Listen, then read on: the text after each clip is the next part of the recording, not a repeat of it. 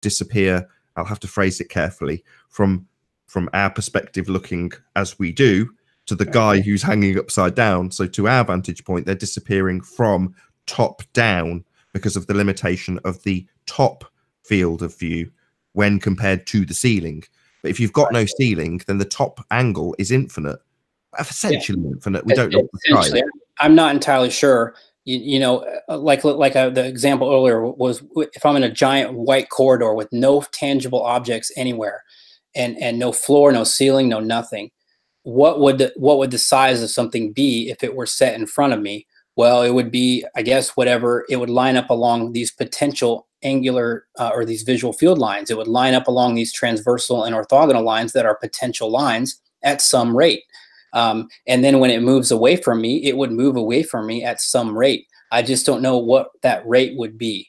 And I've tried to kind of come to terms with that, with what would the rate be in a completely non-compressed world. And I guess it would still be half the distance, double the size, and or double the distance and half the size, and then and some kind of factor in for the angular resolution limit. But it's just a thought experiment, I guess, that I just don't know the complete answer to. So okay, so is it safe to say that in a way, the little mountains that you have drawn there, is it safe to say that for them to compress the way they appear to be compressing into the distance in your diagram, is it safe to say that it's almost as if the floor the apparent decrease in its size and its compression, is that dependent on the floor beneath you in that example, that diagram? Like it's almost like they're linked or something.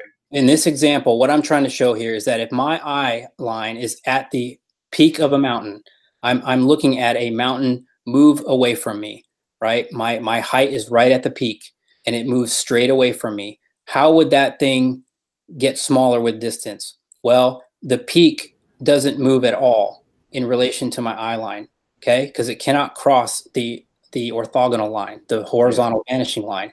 The bottom is what continues to shrink. Okay, now this whole thing reduces in angular size as a whole, but the peak stays where it is as it moves away from me, and the bottom appears to rise, right? And this whole entire mountain is going to vanish as a point, not set. It's not going to have a setting phenomenon. The setting phenomenon is when I'm in the middle, the mountain is in the middle of my eye line, right? Let's say I'm at the middle distance of this mountain, and then it moves away from me. I have a differential compression rate on the lower aspect of my vision. The bottom will vanish sooner than the top, and it will appear to set at that point. But if I have something completely above or below my eye line and it moves away from me, it just moves away from me and it vanishes as a single point. That's what I was trying to say. Okay. No, I get that. I guess my issue is the whole, like, you know, like in my boat diagram, if the observer is high up near the top of the ship, the angles are compressed, but Right. Okay. So let me put it to you this way. What if I just drop my eye line in this scenario to that second peak, right? Now you can consider it as a boat where I'm not right at the top of the mast, but I'm like, 3/4 of the way up the mast, let's say. Okay. And now that thing moves away from me. Well, the bottom of the ship in that scenario is going to vanish because at a quicker rate than the top part above my eye line, because it's within the lower compressed visual field, because I'm closer to the water than I am to the sky. And so in that scenario, the top of the mast will stay visible once the bottom part vanishes, and it will set. Okay. Not disappear top first. It will disappear bottom first and set. That's my argument. I think I know what you mean. I keep having this impulse to be like, well, what happens if you just take the water out? And what if you just take the floor out? But I guess that's not really the way things are happening in the real world. There is going to be, I guess your field of view is dependent on what's currently in your field of view. And I guess that's maybe part of it. It's a bit of a mind bend. I've thought about that because I wanted to quantify the amount or the angular rate at which something would disappear along the top, and it just gets kind of tricky. So okay, all right, so anyway, that's all good. It's all good. All right. Yeah, I like the explanation that you said, that if you just go back to that previous image, is that if you're looking at the mountain range, because it's above your eye line, it stays fixed, and yet the bottom part of the mountain would essentially rise up the further away you go. So it would get compressed. It literally rises up with the horizon. So it gets squashed. And yet out of that narrow field of view, you see the top of the mountain. And yet the bottom part of it gets squashed into nothing. It disappears. Well, you have to know this whole thing is going to compress as a unit as it moves further away. The compression lines on the bottom are not the compression of the image itself. It's the potential of the visual field lines with which you're viewing something. All it represents is that I'm going to reach theta sooner along the bottom. That's what they represent in these scenarios. That it's not the actual, like, I don't see the top longer or shorter than the bottom on a transversal line, because those are the rectangles. Now the depth is different, right? Because those stratify along orthogonal lines, but the height and width, right? That's just those rectangles. So they just get smaller and smaller and smaller. Can I quantify it for Ranty in an example that he's got? So you've got those two Stena boats, right, Ranty? Yep. Well, yeah. If the Stena boat, if you were exactly the same height as the top of the Stena boat, as the Stena boat went into the distance, it would eventually shrink and disappear, and you wouldn't have a discrepancy. It would all go away at a linear rate. Is that what you're saying? Life is short. Yeah. Again, everything depends on your where your eye line is in relation to the object. So if you are in the midway part of that boat, as it moves away from you, and again, assuming no refraction, then what would happen is the lower parts of the lower half of the boat, as it keeps going. Let me move on to another picture to show this. No, that's really interesting. That it's like something that I could actually test. Well, kind of. I mean, honestly, these observations over water are so filled with refraction issues. But yes, because the distances at which you would need something to disappear according to diffraction is much higher than when you do these water observations. They disappear a little bit sooner, and I'll get into that for kind of quantum. Again, I made a little calculator for how that may be derived, but there's just so much going on beforehand, before the light reaches your eye, that it doesn't, unless you have like a crystal clear day like Chris had in that January footage, that honestly seemed to be purely diffractive. And I calculated out for him like several different landmarks within that photo or within that video footage of what should be missing at that point. And it is linear, and it almost matches up exactly. I mean, to the foot. Okay, could you explain to the audience what theta means? Theta is just the angular resolution limit, the smallest angle at which you can see something. So if you put two lines on something and draw them as an angle back to your eye, it's that angle. That thing can't get smaller than that angle. Once it does, it's gone. So so you're essentially saying that if you see a bug, when it gets to 1 pixel, that's when it's reached its theta. Essentially, or right when it goes less than. Yeah, I would say, honestly, again, you have to give conjecture on how an image is formed, but I would say when it goes from 2 pixels to 1, essentially is where you might lose the image, because there's no contextual second reference marker to give something context to render an image. It's just like one single ray of light. It just doesn't render the aspects of the image. Does that make sense? Again, that goes back to theories about what images are. Yeah. It's just that because a lot of your videos have like H1, D1, theta, all this kind of stuff. If people don't know what they're listening to, they can get lost in the terminology. So yeah, I apologize for that. So maybe going forward, if you do another video or something, maybe specify what each of these terminologies mean before you actually do the presentation. But I'm critiquing when I shouldn't. But theta, thank you very much for showing what that meant. So here's that. So here's height 1. Height is the observer height. Distance is their horizon, and the angle is theta. This is the theta angle. It's going to be 0.02 for almost all these calculations. Excellent. And it's derived from this right here, or where is it? Right here? No, wherever the Rayleigh criteria was. What were you saying then, Chris? No, yeah, it's 0.02. That's for the human eye. So 0.02 to 0.03 is the average angular resolution of the human eye, and it's also the angular resolution of most cameras. Oh, wow. What do you mean, like most cameras, like a cell phone camera, or even something like a people? Yeah, I tried to calculate out what the limit is for the iPhone and stuff, and I haven't quantified it yet. So I need to like put some books on the floor and the light and do all the height measurements and everything. I just haven't done that yet. But all cameras, the higher the aperture, or the more light is essentially the higher the light that it can resolve and diffract onto the sensor. And so all cameras have the the pixel size in the back. Our eyes have the rods and cones in the back, and it's a combination of those effects. Like essentially, at what angle do the rods and cones or the pixels on the back of the camera sensor render an image? And there's a certain angle to that, and that angle is theta. Okay. And so what I'm saying is that theta is reached sooner when you compress the lower 50% of your vision against a tangible object, because you are compressing the two rays with which have to cross F1 and F1 prime to render an image down to a single ray, essentially. And there's just no contextual information with which to render an image, and that's why things vanish. Maybe it comes out that that's not how it works, but it won't matter necessarily, because things still vanish. Right?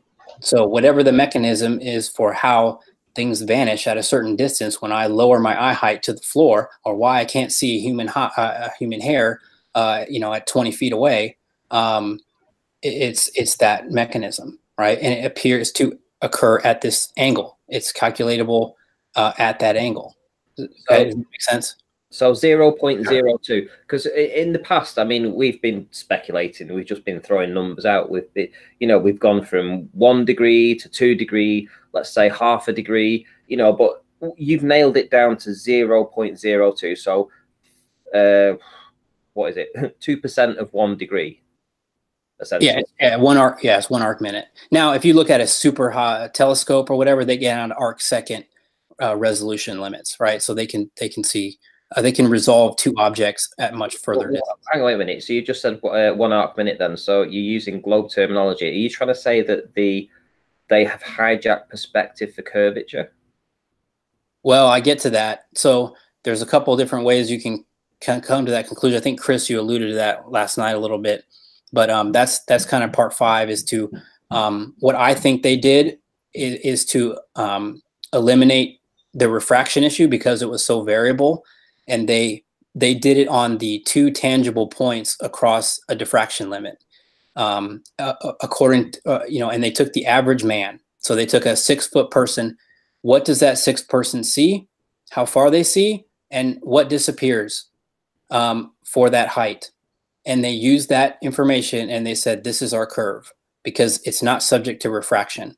It's an always kind of thing, right? Regardless, this is what you're going to get within certain parameters. So like, Chris, when you had that really crystal clear day, we were noticing that you almost could see people along that distant shoreline. It was crazy, resolution, right?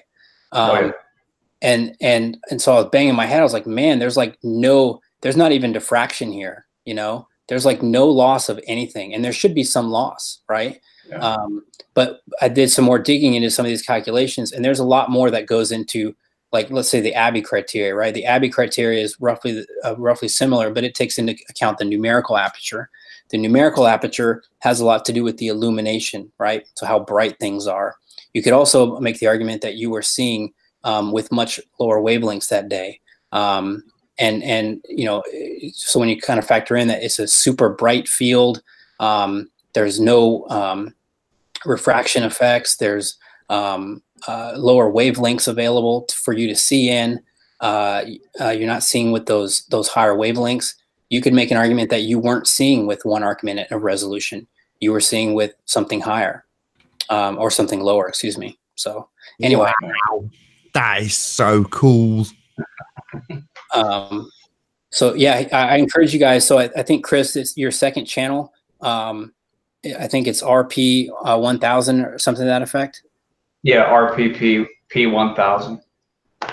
And so he just kind of has his raw footage on there for that. And I would encourage you to go look at that. I think it was January like 20th or no, what day is today? Or it was like early part of January or something in there. Yeah. And the footage of that day is just, it's incredible. And I go through that in part 4. I kind of break that down for a good half hour. So I don't want to belabor too much. I kind of want to get to some of that part. So just returning real quick to how this would occur for angular size of an object. Picture this as your building, okay? And these are all the floors of a building, and you're at the midpoint of your building, and you're viewing the world compress at a similar rate as it moves away from you. Okay, so the floor descends along this orthogonal line, and the floor ascends and the ceiling descends. Okay, and now let's lower our eye line. Okay, now I'm dropping my purple line. I'm compressing the lower field relative to this particular building, and I'm watching it descend or move away from me. So as these, what I want you to notice here, what I blew up, is that these squares are, again, like you could almost pull these out and make them buildings. These transversal lines, right? That's how you could model something moving away from you. And so if you look at these squares, these are all one unit, right? But look what happens as you just do it.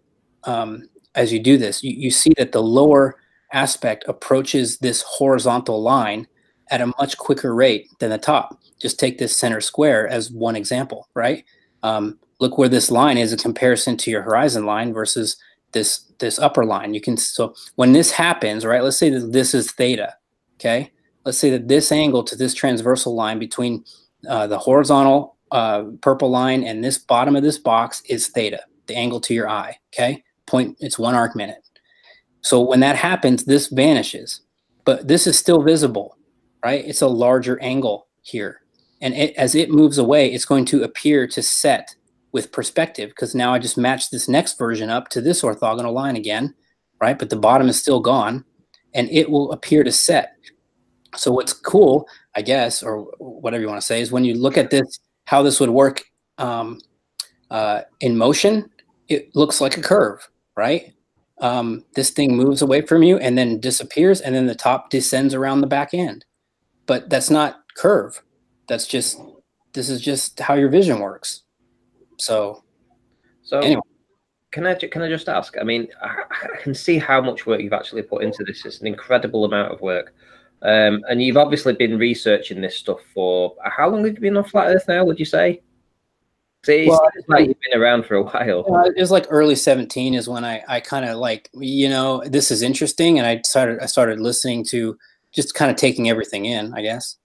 So what made you put all this together? What was the point when you decided, you know what, I really need to do all this? Well, it was 2 issues. One honestly was Nathan's this angular of attack, or this angular resolution issue. I just hadn't really heard of it very much before, and I thought, well, that is an interesting point. And then the second part was Chris's footage of the building compression of that condominium, and that's what I guess triggered this whole thing. Was then I was like, well, that's the angle Nathan's talking about, and I started doing all these, you know, paper trails, and I had scratch paper everywhere, and like, how would that work, and how would this work, and none of it lined up really, and I actually kind of gave up at one point, but a lot of times too, I'll be honest with you guys, I know you're not gonna,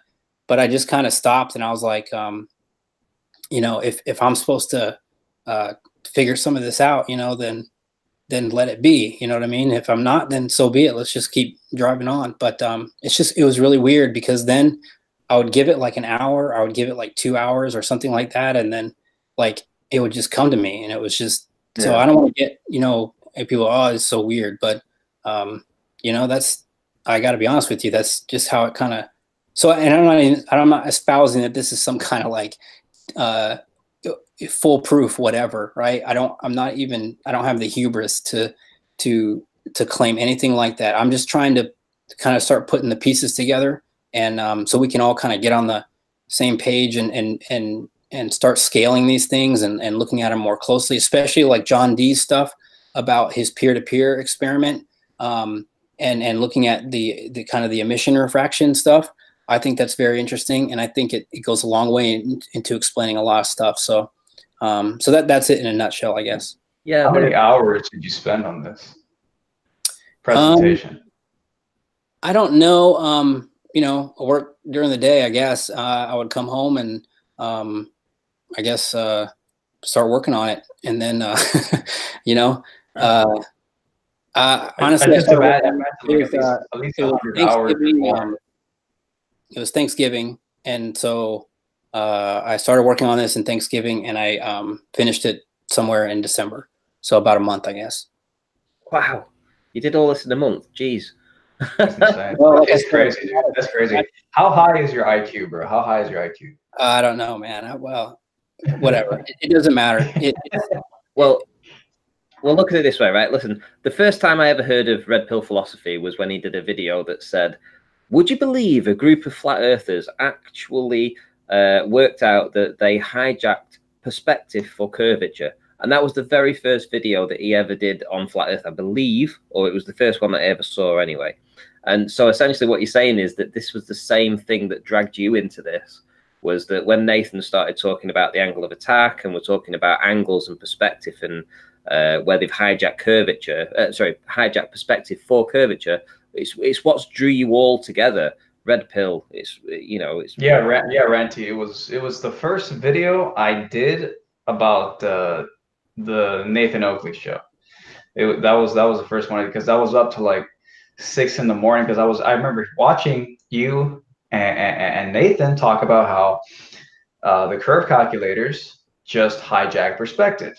And then I started to think a little deeper about it. I'm like, wait a minute. So they've literally hijacked our subjective view of reality. So if ever there was like a way to interpret this whole globe deception as some type of hijacking of the human soul, maybe not necessarily get spiritual or biblical about it, but I mean, to take the way we subjectively see the world and to wrap it around this space ball, I mean, that should rack my brain. So yeah, that was like the first video I did about, Nathan Oakley and you ranting and all that stuff. So yeah, this whole perspective thing, for me anyways, really big deal. Really big deal. Yeah, and I think we all kind of knew that perspective was hijacked somehow, but how, right? Or specifically how? How did it all come together? And so that's kind of what how did they create the curve out of something that, us bringing the floor to the ceiling within vision? Because that was the number one thing I think that just put me off of globe theory was the globe Earth calculators, the curvature calculators. That's crazy. That's not how things work. And so I knew they had done it somehow. I just didn't know how, and we still probably don't know exactly how, and we may never know the full extent of this whole thing. But anyway, what gives me goosebumps though is the level, right? So if I say this to you, right, this is something that you'll have heard as a kid, right? That boats go over the horizon. That terminology implying that you have a leading edge of a sphere and that boats go over it is fairly innocuous as just, well, boats go over the horizon, that proves you're on a sphere. You'd have never have dreamt when you heard that as a kid that the level of detail that have had to gone into to figure it out, like you say, with the average 6-foot bloke, what he will see based on the angular limitation and the diffraction limit and your angle of view, or what I call as a combined thing, the angle of attack. All of this stuff has to have been very carefully thought about, just so you can say that very innocuous statement that boats going over the curve of the Earth, that it comes down to this. So the deception is actually so carefully thought about, and it works throughout all of it. It doesn't end with just the hijacking of perspective and calling it curve. Any element of the heliocentric deception, when you really dig into it, is really, really intricate. in terms of how they've hijacked your cognition. And, well, you know, and I would argue too that it's almost like the physics of this world, right? Or the physics that with which whatever we were given, almost make it so that the globe is that's the simplest explanation for everything, or it's like the first thought, like, oh, they disappear along the bottom, it must be physical curvature. And how all the other issues with, like, the fact that, you know, whether or not there is or isn't horizon drop, like every other issue that we go, all your housekeeping questions, all of them, how we got to this point is like, it's like, was it intentional or not? That's what I question sometimes. I think it started out, maybe not, right? Like just trying to make sense of things. But I think as it grew, it became intentional deception. And we're obviously to that point now where it's intentional deception. That's kind of what I come to. That's the thing. There's like such a fine line between the globe and the flat earth. Like sometimes what's proof of flat earth, the globe earth can just by a razor thin margin, the globe earth can also pass in that same proof. You know, things disappearing bottom up. Yeah, that would happen on a globe. If we lived on a globe, things probably would disappear bottom up as they go around. I mean, I don't think anybody disputes that. But it's just so crazy to me how, like, how is it even possible that there even is a shape like a sphere that just so happens to kind of work the same as a flat earth because of this thing called perspective that also apparently seems to make things disappear. Like it gets your brain wondering, and you really start to wonder. And we were talking about this at the start of the stream. What is this? Is this some biblical shit? Like, you know, Satan? This is some type of satanic deception? Is it just men trying to put a deception forward? Like it really makes you wonder how deep this thing goes. Well, I'll be honest with you. My personal view, my personal opinion, I guess, is that you're going to be presented two options, and you can believe one if you want. And I think that's where Flat Earth came in, is now you have this alternative of reality. And I think listening to and trying to answer all the people that respond to the video and everything, there are people who will never ever give up on the globe. You can tell. I mean, they're just, we can give all the proofs or all the mind experiments or even actual, you know, observation experiment. It doesn't matter. They will reason it away and still believe their version. And I just think that's because I think it's biblical. I think it's because you're going to be presented your two options. You can place your foot in whichever one you want, and that's going to be where you sit. And you can, I guess, take that as for what it's worth. So, just going back to the perception point, and I'm sure we can all resonate with the person I'm going to discuss in this regard, which is Mick West. So when you have someone like Mick West who will intentionally deceive his audience with words like refraction. So we all understand, at least to some extent, that refraction is real and does occur. But when you have a globe model, a reification fallacy, that is a model asserted where we live is that model, i.e. the globe model, and you apply a mathematical construct called terrestrial refraction, 7/6R, but then intentionally deceive your audience into believing that that mathematical concept, 7/6R terrestrial refraction, is actually real refraction. That's deception. Yeah, no, I agree. And I don't think, again, whether or not so here's the thing about that though, too. There is a difference between optical density and physical density. That has to be. There is a difference between emission refraction and absorption refraction, but physical density is almost always greater at the bottom near the sea, but it does not appear to be the same for optical density. And in fact, almost all laser experiments and everything that we observe curve upward across water. And so I don't disagree with any of that, but all of what you've just described would be categorized correctly as types of refraction. Would you agree? Yeah, refraction, not diffraction. Right. But that isn't what they apply, and specifically Mick West. What he calls standard refraction is terrestrial refraction. And Right. terrestrial refraction is a mathematical construct. It's 7/6R. And literally, that's all it is, 7/6R. It has absolutely nothing to do with the effects that are quantifiable of refraction. Terrestrial refraction is just a begging the question fallacy applied by people like McWest, but they like to lead people to believe it's what you're describing now when you describe the real effects that do take place. They are real, they do take place, but they're not 7/6R. That's a mathematical construct that's applied by people like McWest. Right.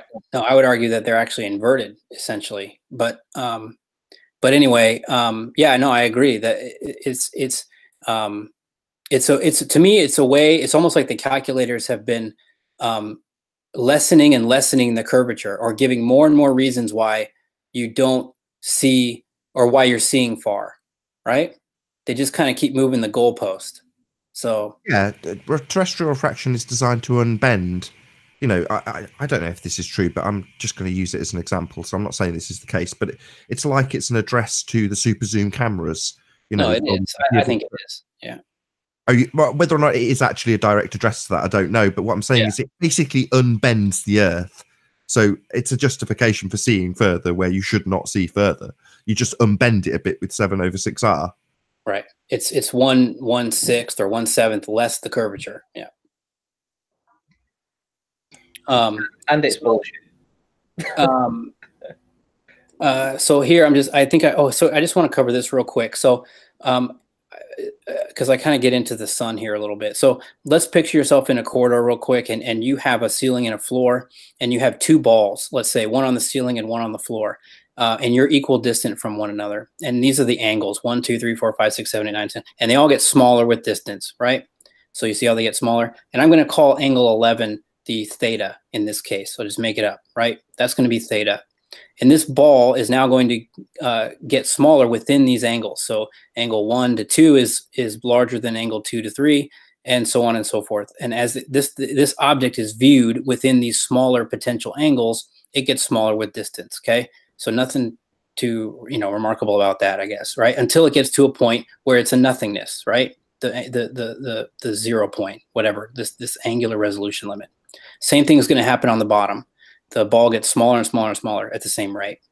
But now let's move our ceiling higher up, okay? And we're now relatively closer. And let's say not only do we move the ceiling up, we get closer to the ball on the bottom, okay? I moved the ceiling up and I got closer to the floor. So now what's going to happen to these same two balls is that the one on the top is going to get smaller because it got further away, okay? Even though I'm viewing it within potentially larger visual field angles, this thing gets smaller as it gets further away. But it's getting smaller at a relatively smaller. It's not changing that much in comparison to the above one. Well, that's exactly going to be the point. Yes. Yeah. And so this one on the bottom here, I get closer to it, so it gets bigger. Okay. So the one closer to me is bigger. The one further away from me is smaller, angular size wise, but they're the same two balls. So far, so good. Okay. Now I'm going to rotate these within perspective, right? How we've been doing. And I'm going to put the ceiling to the floor. Okay. And I'm going to watch these things move off into the distance. The rate at which this one along the bottom gets smaller is going to be a lot higher than the rate at which this one gets smaller, because these angles are much wider. Okay. These potential angles are much wider. They don't nearly compress. And you can model this, just use a PowerPoint or use Keynote or whatever, and take a bunch of rays, and model them against a floor and a ceiling, and move this guy up and down and just see what happens, right? As he's down to the floor, these rays are all, fairly large, all of them. But as you look at the ray between 1 and 2 on the bottom, it's huge, right? It's about the same size as this one. But as it gets further away, look at how small it gets at a lot quicker rate. Okay. So if we were to model this down, let's see with the next one. So if I rotate these things down and look at how this thing would move within perspective, it looks like this, right? And this makes sense. The ball that's closer to me as it moves away gets smaller at a faster rate than the ball above me which stays, because it's within these more expanded visual field lines, right? And these ones are more compressed. So as this thing moves away from me, it gets smaller sooner, and this one stays around the same size. Even though it started out smaller to begin with, it doesn't change its size as dramatically as the bottom one. It stays roughly the same size, okay? Because look at these angles here. All I did was take these exact same angles and just rotated them down. It stayed roughly the same. So you didn't see this huge compression rate that you did along the bottom. Yeah, that first image is Nathan's all over. Nathan. Well, I was actually ranting. I was going to use the top right image and say, right, so if you imagine that the line of vision on the top right image is, say, 10 feet, 15 feet, thereabouts, and the very top ball in that top right-hand image is, say, 50 feet up. In other words, we've got you at about 50, at the level of 15 foot of a boat going away from you. Well, as that boat goes away from you, the top half of the boat doesn't really change very much because you've got a much wider field of view, or wider angle, sorry, to the top section, or these top balls, which represent the top half of the boat.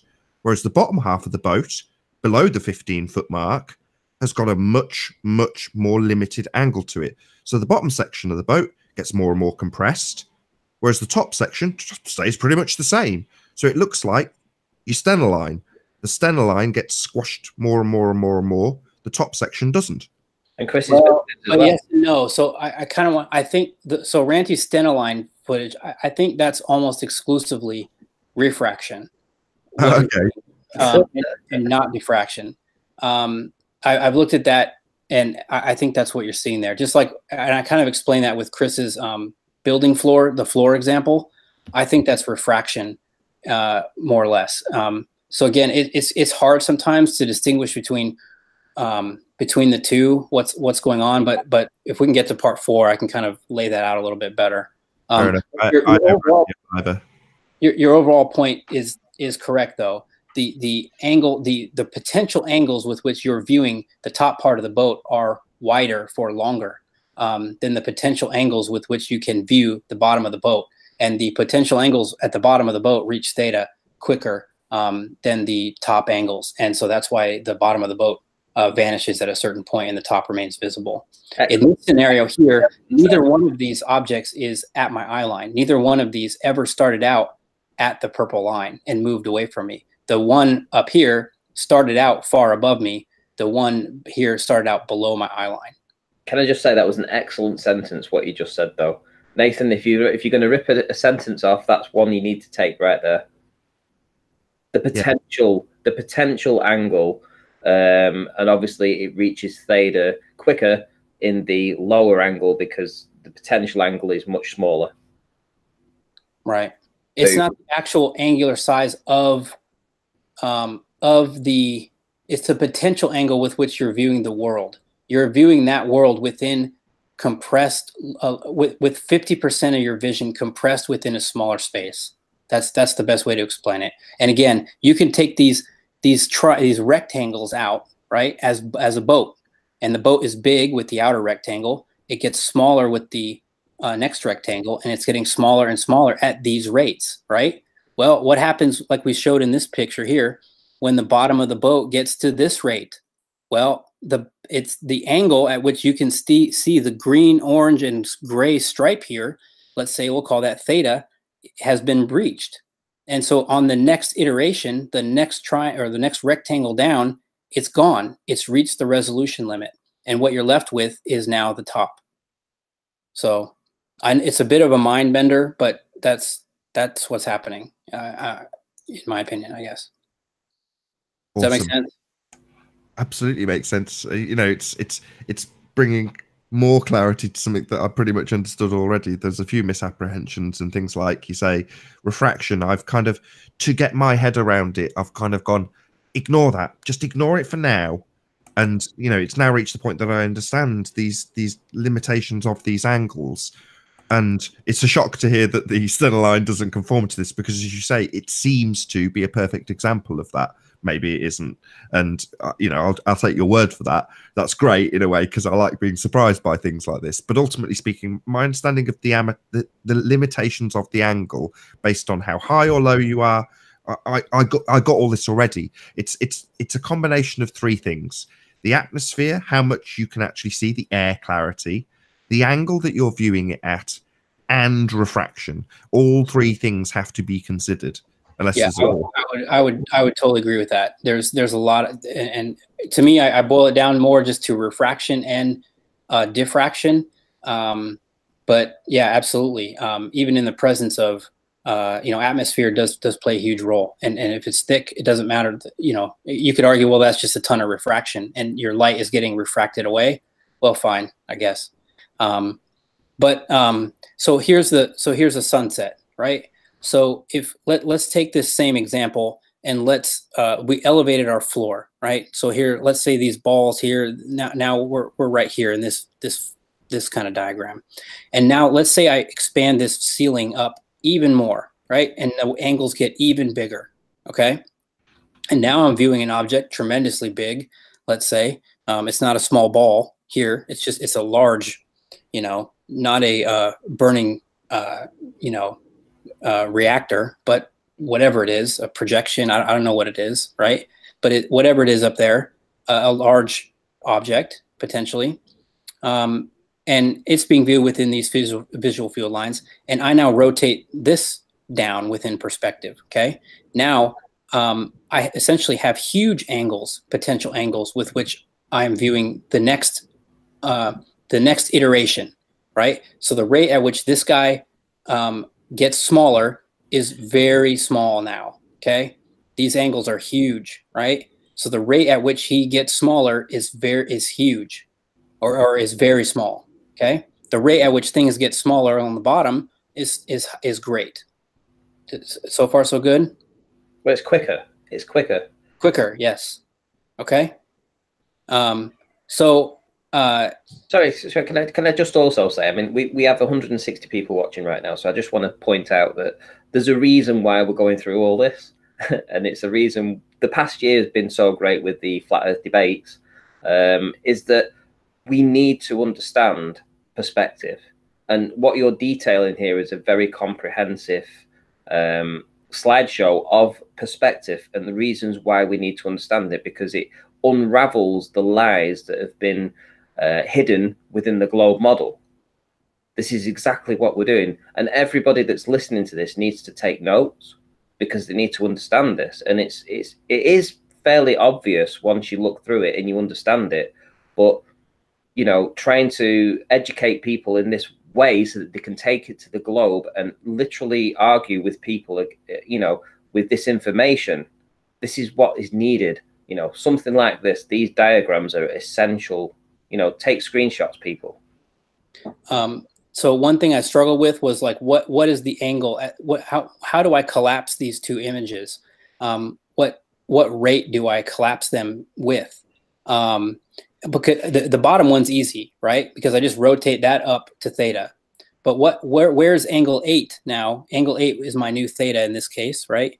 What is angle 8 in this representation now? Well, angle 8 became huge, right? So it's not like angle 8 is always going to be my collapsible horizon point. And I've struggled with this and gone back and forth about how far these actually collapse. And I came to the conclusion, I guess, preliminarily, that I think the amount that it collapses is according to our vertical field of view. So this black line, I want to rotate to around the 65 to 68 degree mark. Wherever the ceiling is, whatever the angular compression rate is, at that point, that whole thing collapses downward to meet the lower vanishing line. So whatever the rate is at that point for wherever this object is, however high this object is, it collapses down and it sets into this lower, closer horizon point.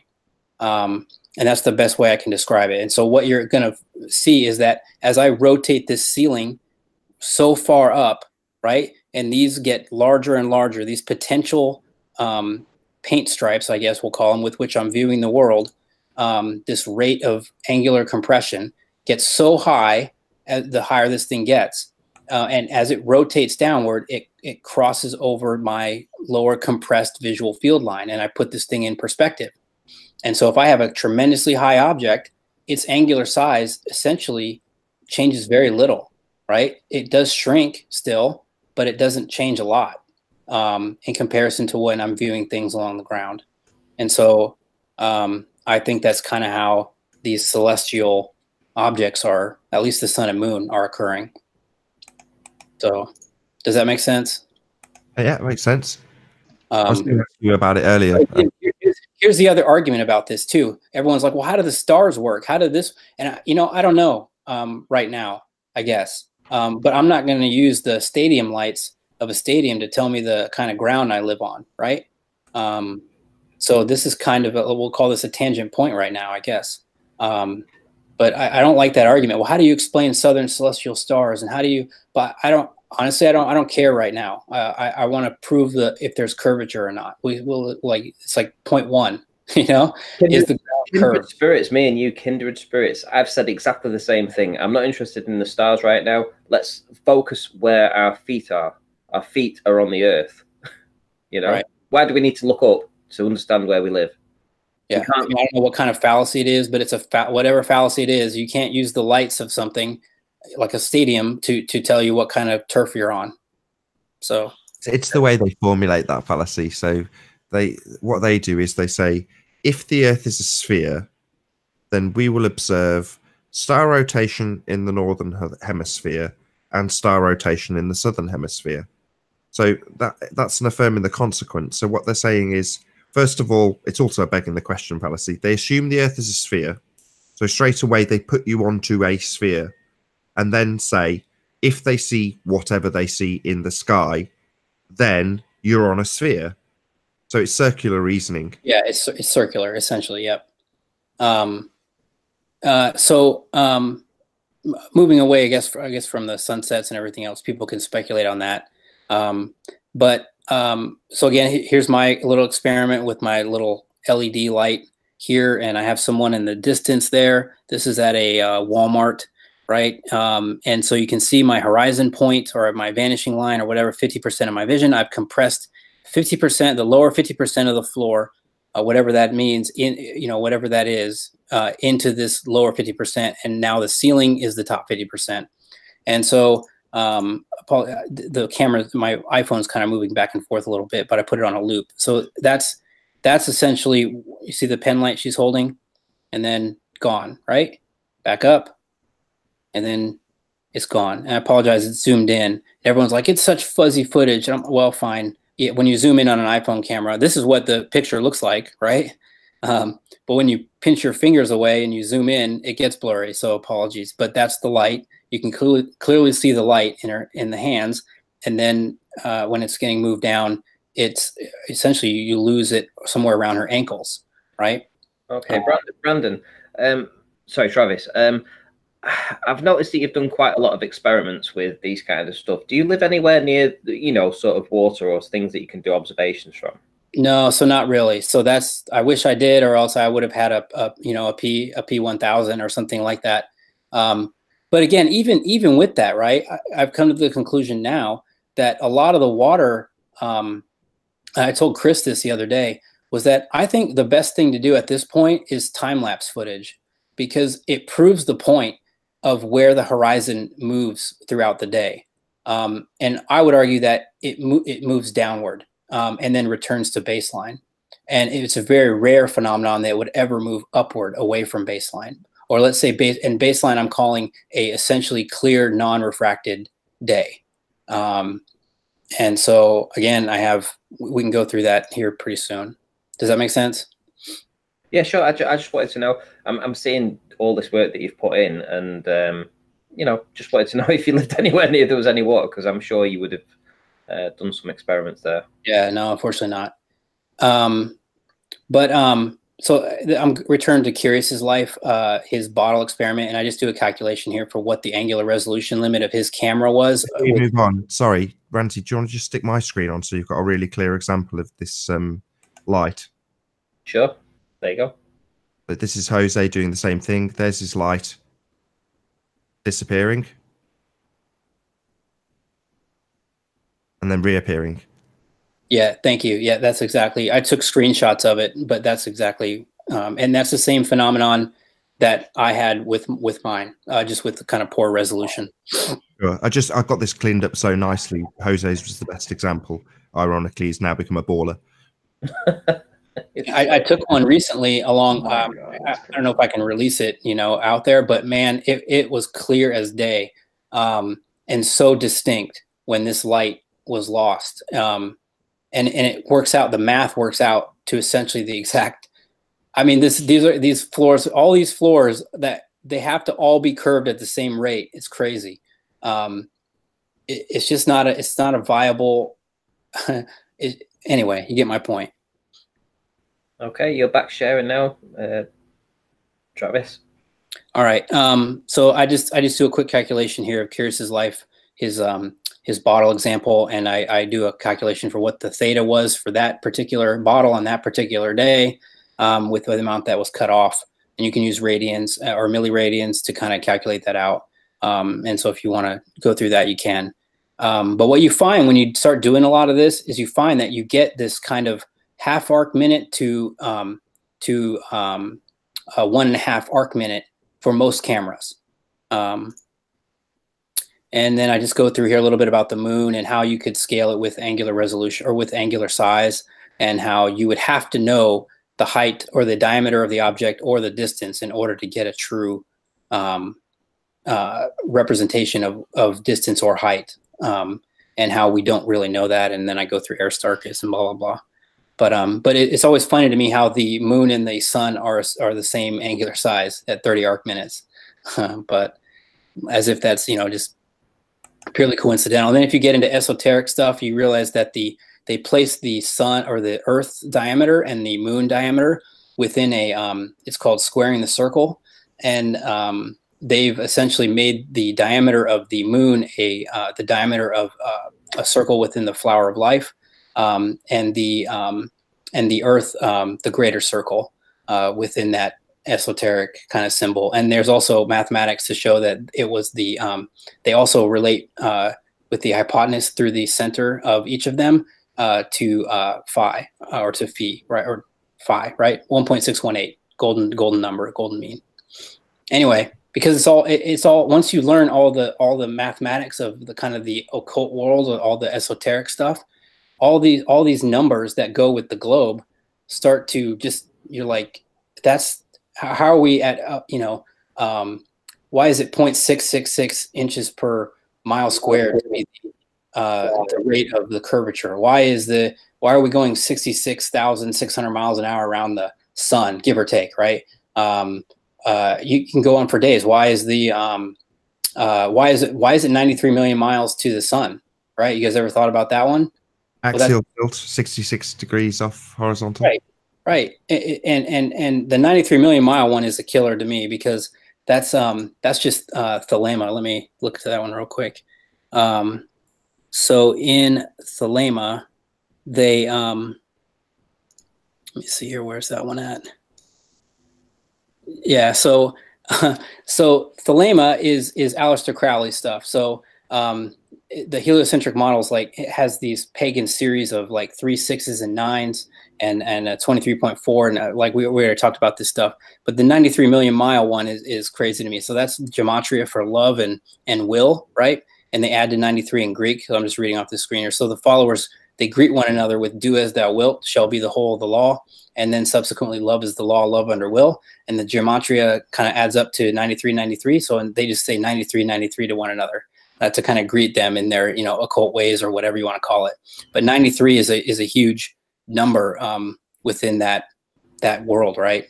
This kind of theosophy and thelema and Gnostic kind of stuff. So, and you can go into all these images. You know how they mirror themselves in the clouds. They get all crazy. Copernicus's quotes of heliocentrism and how it's a hermeticism and how the sun must be enthroned. They're Sophocles' Electra and Sophia Achamoth, and you go for days. But I don't want to get onto that too much, and I want to get back. But